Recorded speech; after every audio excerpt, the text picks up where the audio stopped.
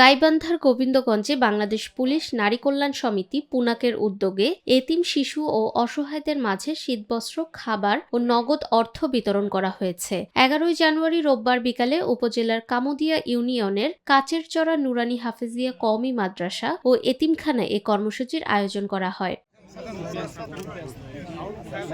গাইবান্ধা জেলা পুনাকের সভাপতি ইসরাত জাহান বিথির সভাপতিত্বে অনুষ্ঠানে প্রধান অতিথি ছিলেন police super SP Jasim Uddin. এ সময় আরও উপস্থিত ছিলেন জেলা পুনাকের সাধারণ সম্পাদিকা কাজরিমা আক্তার, অতিরিক্ত পুলিশ সুপার শরীফ আল রাজীব, গোবিন্দগঞ্জ থানার ভারপ্রাপ্ত কর্মকর্তা মোহাম্মদ মোজাম্মেল হক সহ আরও অনেকে। দোয়া করবেন যেন ভবিষ্যতে আমরা এই ধরনের কাজে যুক্ত থাকতে পারি।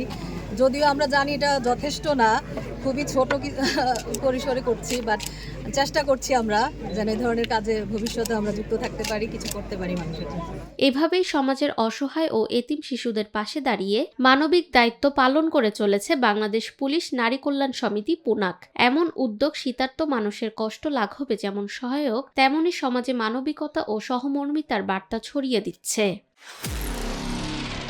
নিরপেক্ষ, সত্য প্রকাশে আপোষহীন।